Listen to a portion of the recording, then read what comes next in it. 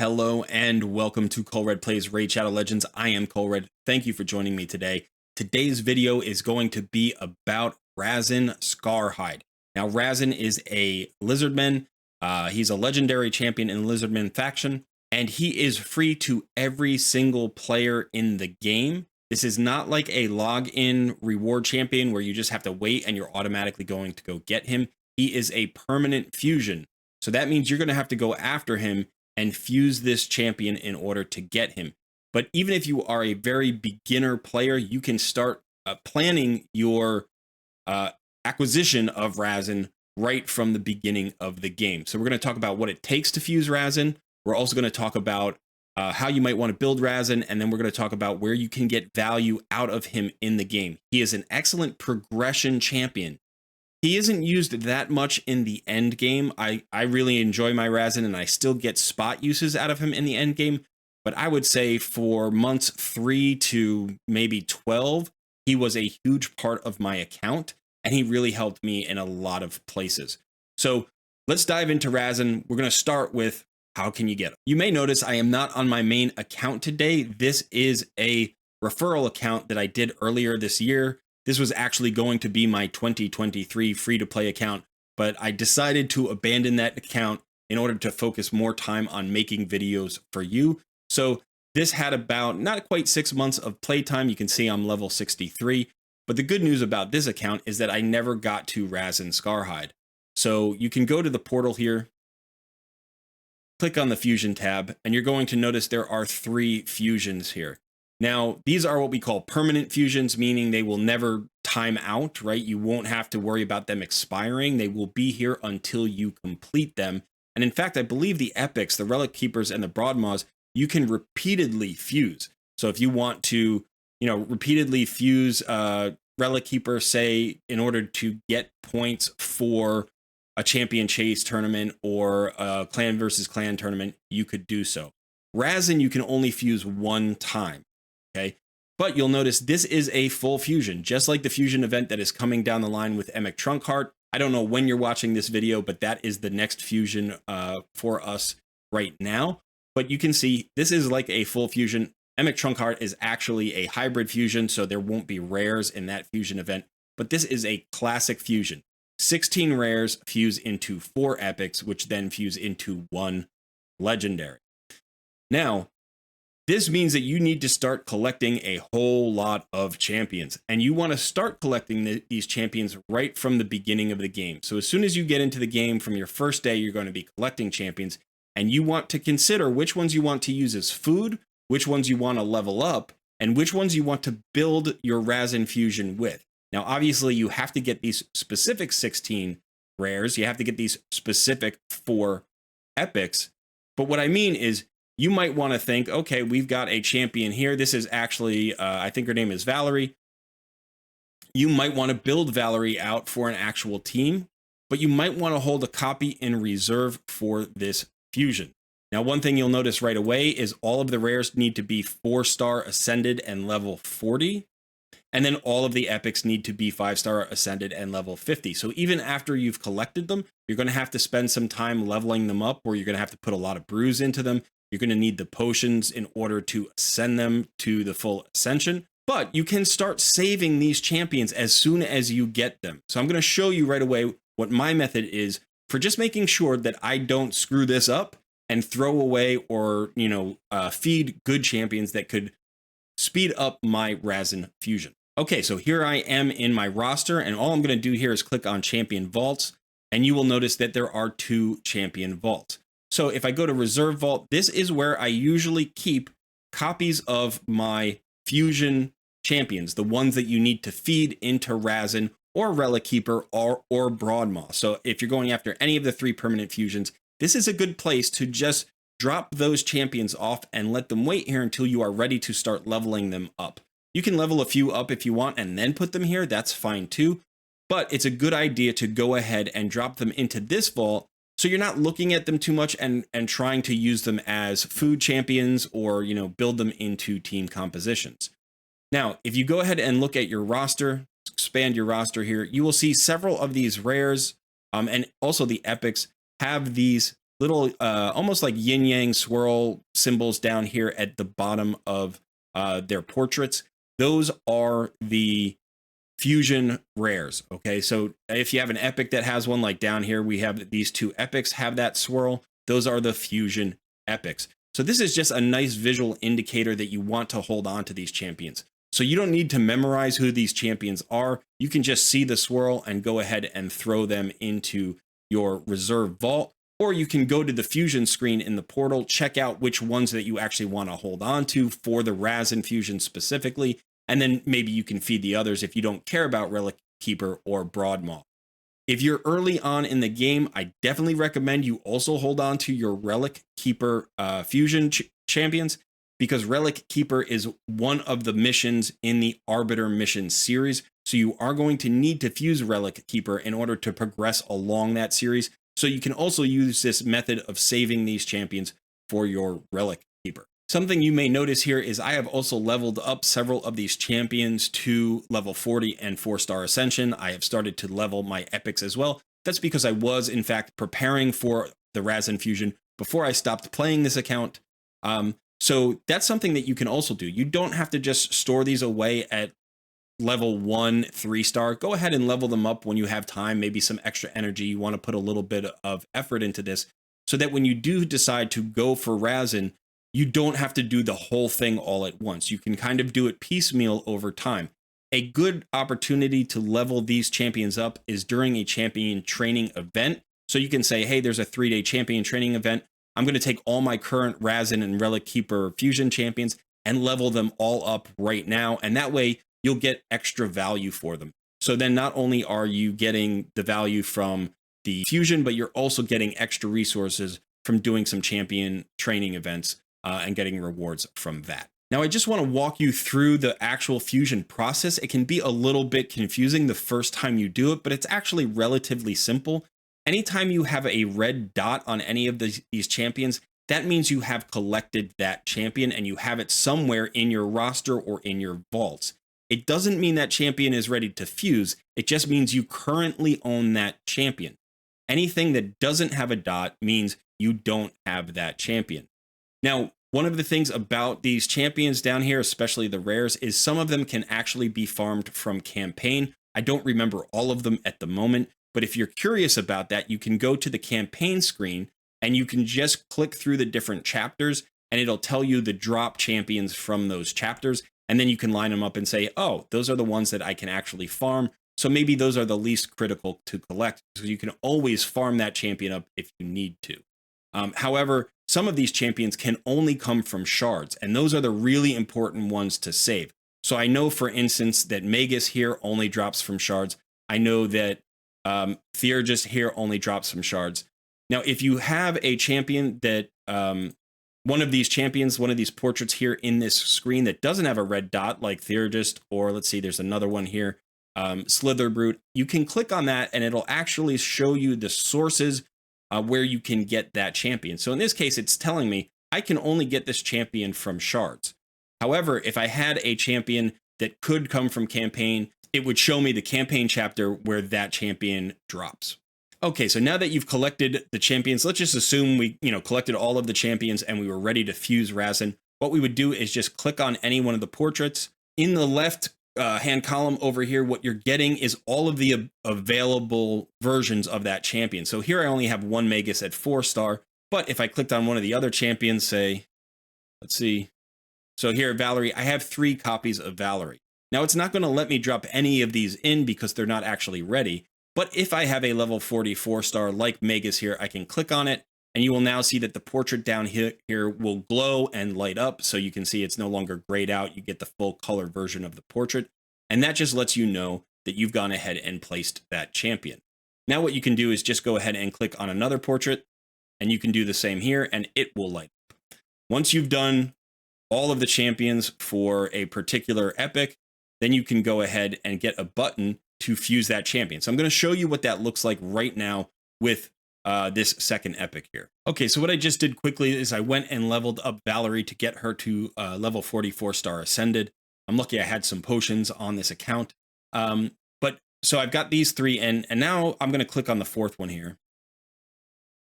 And you'll notice you get an announcement here. This champion still has artifacts or accessories equipped. All the others didn't. That's why I didn't get this announcement.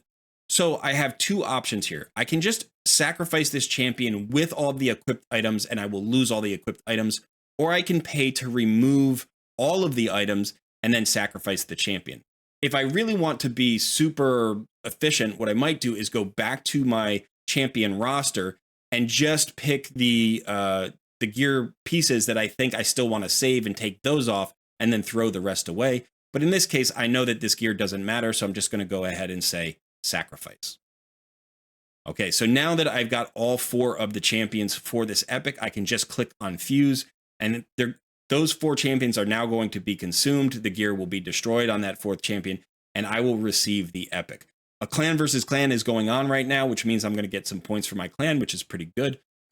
So that's, you may want to time this either during a champion chase event or during a clan versus clan event. Both of those will give you extra value for your fusions. It does cost silver. You need to have that silver available. Boom, boom, boom, boom.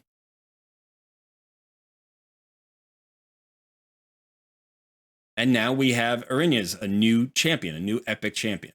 Okay, so you can go ahead and look at her. By the way, you can go ahead and use these champions for a while. There's actually a strategy where you don't use your final Rhazin fusion. And this is something that I'm going to show you. I go back to this screen and you'll notice that the epic fusions haven't disappeared. So even though I have, I think this guy's Torture Helm, even though I have whoever this is, I forget some of the names here. I think this is something Feather, Blood Feather or something like that. Even though I already have these champions, I could in fact potentially fuse them again. You can also get these epics directly from shards. So sometimes you'll pull an epic from a shard that's in this Rhazin fusion, and that's going to save you a lot of effort because you don't have to go around chasing all of the rares. However, you could also just not fuse Rhazin for a little while if you wanted to farm champion chase points or CVC points on this. I don't recommend that unless you already have pulled Rhazin from a shard. If you've pulled Rhazin from a shard, then don't fuse Rhazin for a while, because the best thing you could do is maybe empower him once or get a faction guardian. And while that's valuable, and you might want to do that eventually, you could actually hold on to this screen for a very long time and use this to just kind of grind out champion chase points and CVC points. So that is an option for you. But if you're just early in the game and you're like, hey, I want that Rhazin, go get him. That is more value than holding on to this screen. Absolutely. And by the way, these 4 epics are not particularly great epics. I would say they are all below average. Not that they don't have some uses and you couldn't build them. Like, you definitely could. But Rhazin is the top prize here. He is the grand prize.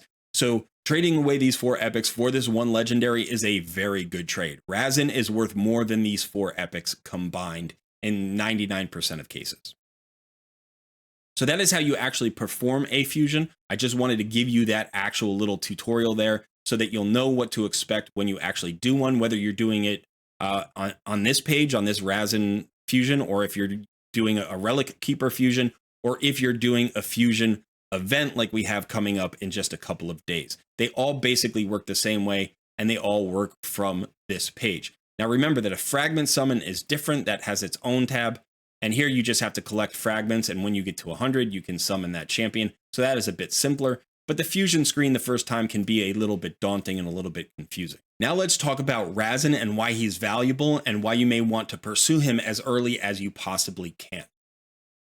So let's just look at him in the index here. Obviously, I don't have him on this account, so I have to go into the index. He is not in my roster. And the first thing you'll notice he is a defensive-based champion. Defensive-based champions are a little bit more efficient, especially early on in the game when you're struggling for all of the armor sets that are in the game, and you have to kind of just put together whatever you can in terms of gear. And the reason that is because the stat that makes you more survivable also makes you hit harder. So you're just getting double value out of the main stat that you care about. That doesn't mean that attack-based champions or HP-based champions aren't also amazing, but it does mean that defensive-based champions can sometimes be a little bit easier to build out effectively. Now let's go and look at Rhazin's stats. You can see this is his 6-star stats, so 18k HP. That's okay. It's not phenomenal, but he's a defensive base champ, not an HP base champ. The attack stat doesn't matter. It's actually really high for a defense base champion. I don't know why. His defense is pretty solid. It's 1.3k, which is not super high for a defensive based champion, but it is much higher than you would see regularly on like a support based champion. So this is a nice number. And then his speed is a little low. It's 91. I would love to see them give him a little bit of a buff and get the speed up to like 97, 98. Because I think that speeds in the game have gotten faster since he was introduced.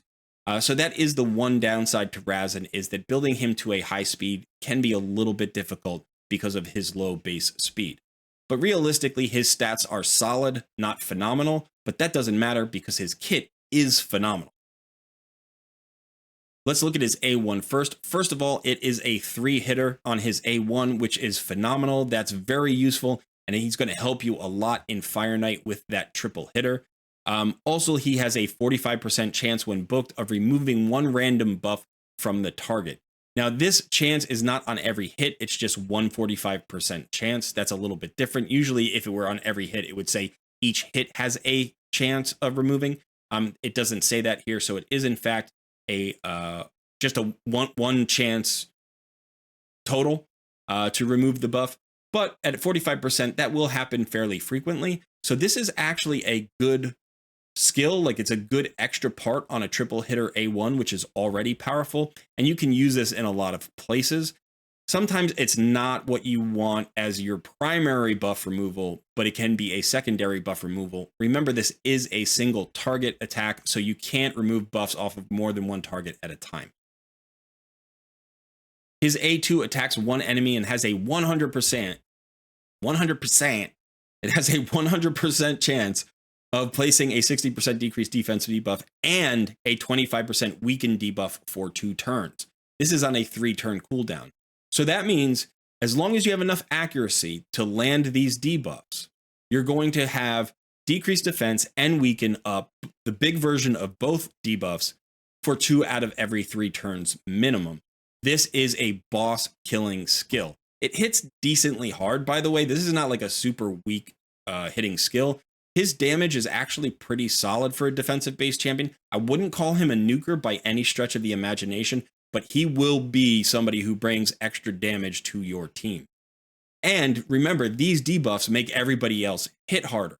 So even if he's not hitting super hard, he's making everybody hit hard. And so that damage can kind of be accounted to Rhazin.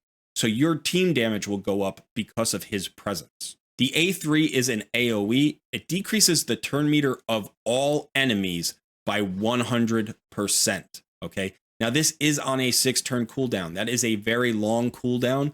I would like to see them also give a little bit buff here and maybe drop that cooldown by 1. Even if it took another book, I would be okay with that. But at a 6-turn cooldown, you're going to basically get to use this once in a wave-based content fight, and it's going to be very valuable. You can also use it against bosses because it will decrease the turn meter of a boss by 100%, but again, it's on a 6-turn cooldown. So you don't want Rhazin to be your primary turn meter decreaser, but he can supplement that and give maybe your Cold Heart a little bit of extra help, or give your Vizix or your Armiger a little bit of extra help by, providing them with some backup. Okay. And because it's AoE, it's very useful, like I said, in wave content. Finally, he does have an aura. It's ally resist in arena battles by 90. I think that's one of the worst buffs for arena that's out there, but it is a huge number. 90% resist is a lot.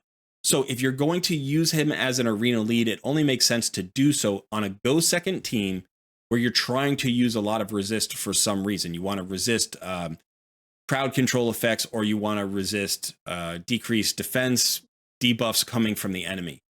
So you could potentially use him in some places as your arena lead, but only on a go second team and only when resist really matters. So now the question that probably everybody's thinking of is, okay, that sounds like an interesting kit.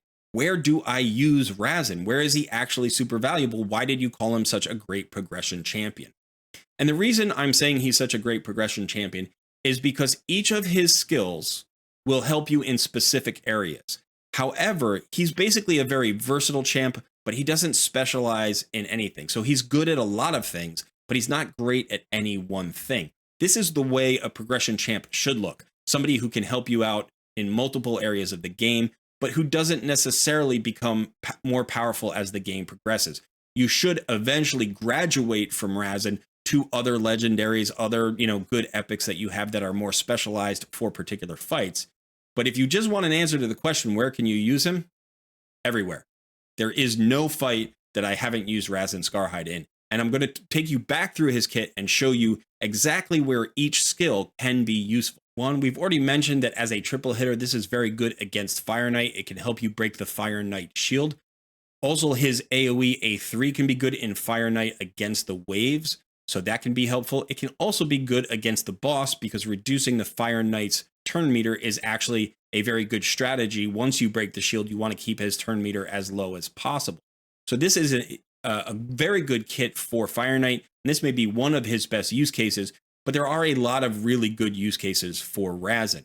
Again, going back to the A1, this is good in every single boss fight, okay? Because you can put Giant Slayer on Rhazin Scarhide. That is the mastery that has a chance of doing bonus HP percentage damage on every hit. So you can actually proc that up to 3 times with this skill, and that's going to allow him to put out a lot of damage. I would definitely go with Giant Slayer over War Master, because War Master only gives you 1 chance. And generally, if you're over the 2-hit average, you want to go with Giant Slayer. And so he has an A1 that hits 3 times. So yes, that's probably where you're going to get the most value out of that.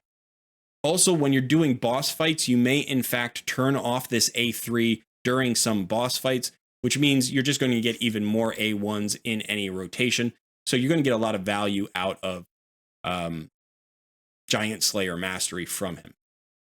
Okay, every boss fight, Spider boss, Dragon boss, even Ice Golem, definitely Clan boss, even Hydra boss. You can use him in the Hydra Clan boss team, and we're going to talk more about that. But you can also use him for nearly every boss fight in Doom Tower. Literally every boss. Iron Twins, Potion Keeps, Minotaur, even Sand Devil's Necropolis, and the new Phantom Shogun. You probably use him. I haven't actually used him in the new Phantom Shogun, so I'm not 100% sure about that. Don't take my word on it. But I would be surprised if you couldn't use him everywhere. And this A1 is one of those reasons why. Okay, now let's talk about the A2. This is the other boss killing skill. Decrease defense and weaken. It goes up there for 2 turns on a 3-turn cooldown. It is 100%. The one thing you want to consider about these debuffs is the fact that Rhazin is Force Affinity. That means he will weak hit against Spirit Affinity bosses. So if you are on a Spirit Affinity clan boss rotation, or if you're going into a Doom Tower boss that's an affinity-based champion, you want to consider bringing a second debuffer along with Rhazin, or replacing Rhazin for those particular bosses. You can still use him. Remember, a weak hit is only 30% chance, but then that means you're relying more on the RNG going in your favor. And so if you want to take sort of that variability out of the equation, you either have to replace him or supplement him with another debuff. I guess there is a second consideration, which I already mentioned, which is you're going to need accuracy here. So as you level up and go up against harder and harder bosses, you may need to increase Rhazin's accuracy overall. Let's take another look at the A3. Attacks all enemies and decreases the turn meter by 100%. This skill is basically good in every single fight where you need to decrease turn meter. Okay, so it can be used to decrease the turn meter of Fire Knight or Spider Boss. It can be used to decrease the turn meter of bosses in Doom Tower. Anywhere you need to decrease the turn meter, you can use this. Now remember, it is an AoE, so if you have a sleep debuff out there on a whole wave and you don't want to wake up the wave, you can't use a skill like this. So sometimes you just want a single target turn meter decrease. But this is also usable in wave content. That makes him valuable in Doom Tower waves. It makes him valuable, say, in the Dragon Dungeon, where not only are you getting wave help, but you have all those boss killing skills that we already talked about. This is one skill that is not valuable in the clan boss fight. So Demon Lord and Hydra clan boss, can't have their turn meter reduced. So you can decide whether or not you want to keep this on or turn it off. It does decent damage. So in Hydra Clan Boss, you may want to leave it on. But in Demon Lord Clan Boss, you definitely want to turn it off because it doesn't do enough. You're going to get more value out of just more A1s because of that triple hit and that not that War Master proc, that Giant Slayer proc. So definitely, use your AI to customize Rhazin to the fight that you are putting him in. Now, the big question is, can you use him in arena? And that is the one place where I think he is okay. You can definitely use him in arena, but you have to think about the team composition that you're putting him in. And there are two best case scenarios for his usage in arena. The first is that you're just going to use the AoE to decrease the turn meter of the enemy. So if you build him relatively fast, or you have some turn meter boosters that get his turn meter up so that he can go before the enemy team, and he has high enough accuracy, he can basically not only hit everybody, but reset the entire enemy's turn meter. So that is an incredibly powerful skill in arena. But remember, it's on a 6-turn cooldown, so you're only going to get to use it once probably. So it has to really set up the rest of your team to eliminate the entire enemy team before they get a turn. The other value here is in the A1 because it does have a 45% chance of removing one random buff from the target. So you would much rather have an AoE buff removal on your arena team. But if you just need a little bit of extra help, maybe removing a shield on a particular champion, or getting a strengthened buff off, or getting, a reflect damage off, or a counterattack off one champion, especially like counterattack. If you can remove a counterattack from one champion, now all of your other team members can attack that one champion without activating the counterattack because that counterattack has been removed. So that is also a use case for Rhazin in the arena. But I generally find that basically you're going to use him sort of as a second nuker with a turn meter decrease. So he's either a turn meter champion or a nuker, or a little bit of both. But because you're primarily going to build him as a debuffer for all of the boss fights that you're going to use him in, you're probably not going to be hitting that hard with this skill, but the turn meter should hit in a lot of cases. So the decreased turn meter is really where you're going to get value in the arena. Okay, so now you know where you can use him. You can obviously also use him in Faction Wars. And I'm going to show you right now, I'm going to take you to my main account, and I'm going to show you how I've built my Rhazin and where I still use him at end game. So here I am in the Lizardman Faction Crypt. It is actually open today, which is fortuitous for this video. You can see here I've cleared stage 21 on auto. Rhazin is right in the middle of this team. Not everybody here is 60, but he forms one of the backbones of this team along with Pythion, who was a fusion champion earlier this year. And so these two champions really make this team go. The other 3 champions are a little bit less important, but you still want to build valuable champions for yourself, whether it's to level 50 or level 60.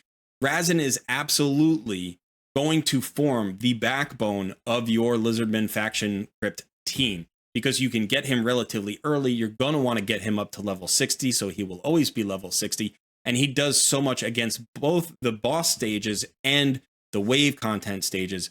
So you're never probably going to take him out of your Faction Crypt team once you get him in there. So this is my Rhazin Scarhide. You can see how he's built here. I'll go over the gear in just a second. You can definitely build him in multiple ways, but I did start by putting him in a clan boss team because he had that weaken and that decreased defense on the same skill, and that is very valuable. So I needed a particular speed tune for him. Remember, you're always going to get the most value out of a clan boss team if it's speed tuned properly, and he was actually on the first team I ever speed tuned, and he really increased my damage. He probably got me an extra, I want to say, at least 1 tier of difficulty. So I think he was on the team that got me to Nightmare. He may have also been on the team that got me to Ultra Nightmare for the first time. So he was definitely extremely valuable in helping me progress clan boss, especially before I was able to build an unkillable team. So he was on the killable versions of my clan boss team early on and helped me get all the way to Ultra Nightmare before I even speed tuned an unkillable team. All right, let's look at the gear that I've put on here. Now, one of the things that you'll notice is I have focused on accuracy with 2 perception sets. I'm looking for substats of accuracy, any rolls I can get there as well. You can see I've got some nice accuracy here. I'm not always getting accuracy, but I am trying to get accuracy as often as possible. In addition, I'm running a speed set here, and you can even see I decided to go with an accuracy chest plate just to push that accuracy as high as possible. Now, the reason you want it as high as possible, you don't need this level of accuracy for Ultra Nightmare Clan boss or for any of the bosses in the dungeon. Some of the Doom Tower bosses have higher resist than anybody else. So when you get to the really high stages of hard mode Doom Tower, those bosses are going to have incredible resistance. And also those waves, those last 40 floors or so, are going to have incredible resistance. So if you're going to use them in Doom Tower, you're going to want them over 400 accuracy in most cases. And if you're going to use him in Arena, you're going to want him probably over 400 accuracy eventually. You don't need to start there. If you can get 200 to 250 accuracy on your Rhazin Scarhide early on, that's going to be more than enough for you to do, say, level 20 dungeons. It's going to be more than enough for you to do Brutal and maybe Nightmare Clan Boss. And then as you approach Ultra Nightmare Clan Boss, you're going to want to think about trying to push that accuracy over 300. Now, you might ask, why do you have an accuracy chest plate on a defensive-based champion? Wouldn't you get more value out of a defensive-based armor set? And yes, you would. You'd get more damage out of it. You'd also get more survivability out of it. But the reason I originally put him in the accuracy chest plate is because he was part of my unkillable team that I eventually built. And so then I didn't care about his defenses. Defense would have added a little bit of damage, but what I really needed was those debuffs to land. So it's a little bit of a compromise here, but you can see accuracy is the priority. Now, I also have close to 100% crit rate. It would be nice if I could actually get 100% crit rate. That just boosts his damage a little bit more. You don't need 100% crit rate on your Rhazin. He is not going to be your primary damage dealer. So don't focus too hard on your crit rate or your crit damage.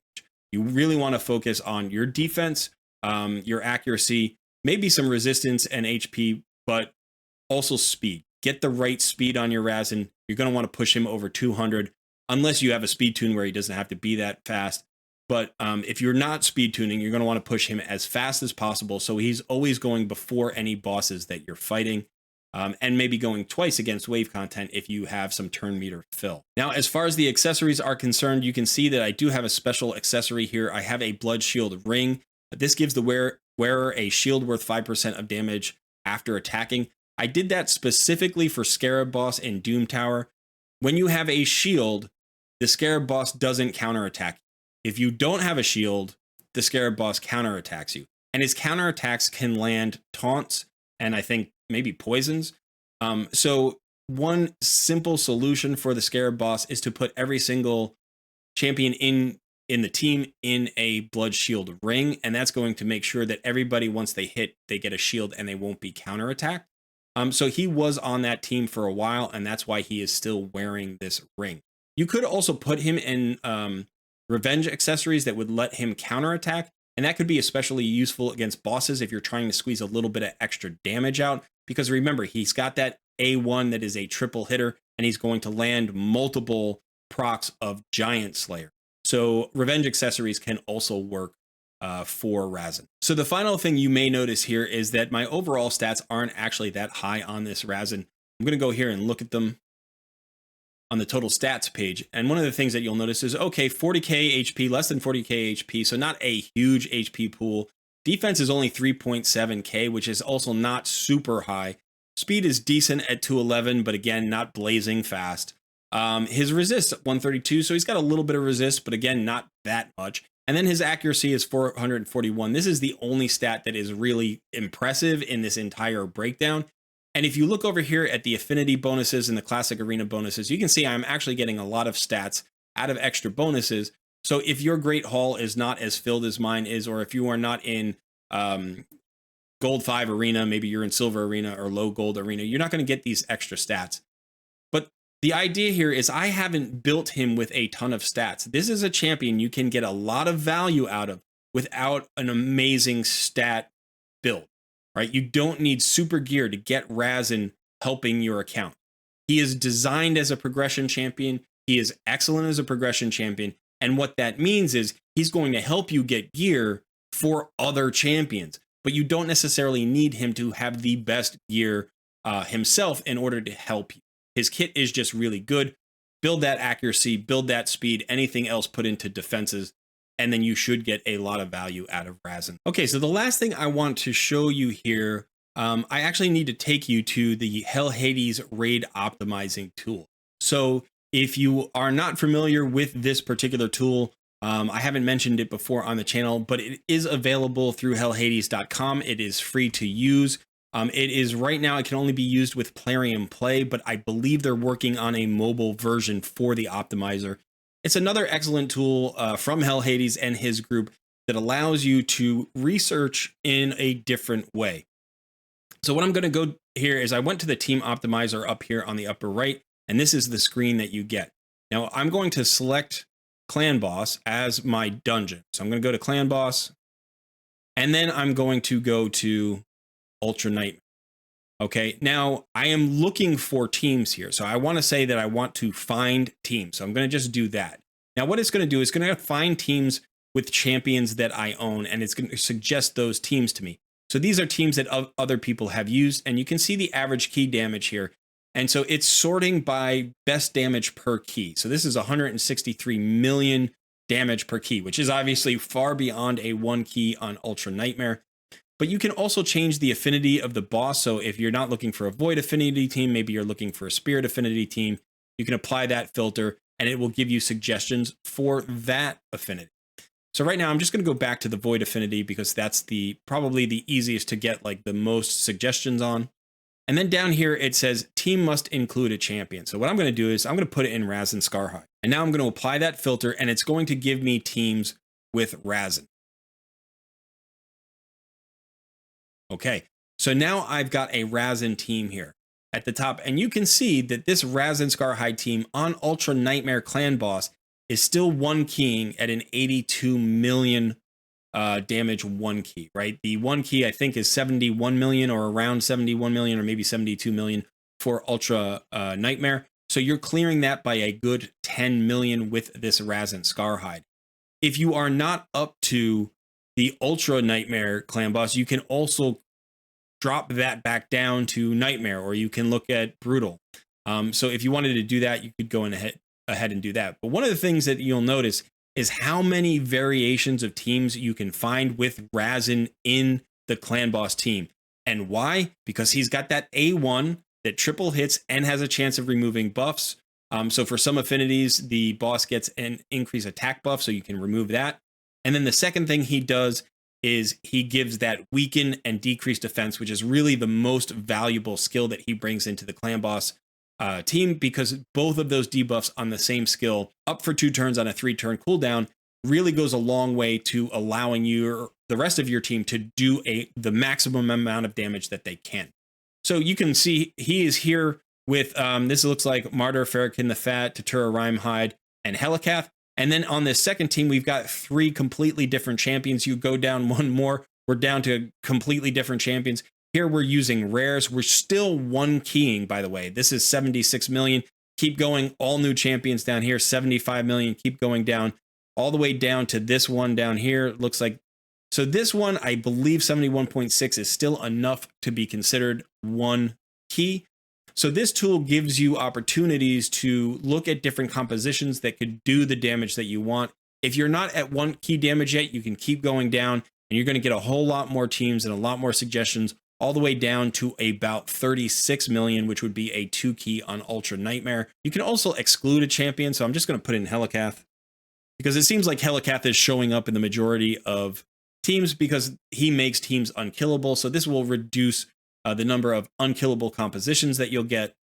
You can also exclude another champion. So let's get rid of Demitha because she is another unkillable team. So if you're looking for a killable comp, maybe you eliminate these 2 champions. And now you're going to get suggestions. And again, you can see the top key here is still a 1 key. It's a little bit lower than the 82 or 84 million or whatever we were seeing when we weren't excluding unkillables. But these are all killable comps. As long as they, well, not all of them, I guess, you know, the Man-Eater, this one could be an unkillable comp, probably is. But a lot of these, if they don't have a block damage champion or they don't have an unkillable buff champion, then these are just going to be straight up killable compositions. And again, you could look for compositions that might get you a 1 key or a 2 key. So this is an excellent tool. Okay, so there he is in all his glory, Rhazin Scarhide, one of the best free-to-play champions in the game that everybody can get. You should be considering progressing towards Rhazin as early as possible. Start collecting those rares, start collecting those epics, put them away in your reserve vault, maybe level them up to 30 or 40, ascend them when you get a chance. And then when you get a good opportunity to go after Rhazin, whether it's during a CVC or a champion chase tournament, go ahead and fuse him and get him in your clan boss team, get him in your dungeon teams, get him in your Doom Tower teams, build him out and use him everywhere. And you're going to be amazed at the progression that this champion helps you achieve on an early game or mid game account. Okay, that is it for the Rhazin Scarhide video. I hope this has been interesting for you. You've gotten some information on how the fusion screen actually works and how the fusions happen. Also a nice, warning to you early game players to hold on to those fusion rares and epics and don't feed them because you're going to want them later. Obviously, some are farmable, so you can feed those if you need to, and then go farm them again later on. Also, this is an amazing champion that if you weren't thinking about, maybe you didn't even know he was available, or if you did know if he was available, you didn't know how good he was. He is very good. So yeah, go get your Rhazin. Go start improving on Clan Boss. Go start improving on all of the regular dungeons, and go start making moves towards growing your account and getting towards those other champions that are actually eventually someday going to replace that Rhazin that helped you get there. Just don't forget about the little guy once you leave him behind. All right, thanks so much for hanging out. I've been Colred. If you have any questions about fusions in general, about other free-to-play champions that you can get through in-game actions as opposed to login rewards like Doom Tower or Hydra Clan Boss or whatever it happens to be, because there are a bunch of them out there, feel free to put those in the comments below as well. And just one last reminder, our Discord server is up, so please come join our Discord community. It's growing quickly, but I would like to see it get really big. It would be fun to have more conversations with viewers like you. So please join our Discord community if that is an interesting thing to you. Also, please drop a like to this video if you enjoyed it and a subscribe to the channel if you're enjoying the content. Okay, that's it for this one. I have been Colred. Thank you so much for hanging out. I really enjoyed it, and I will see you in another video soon.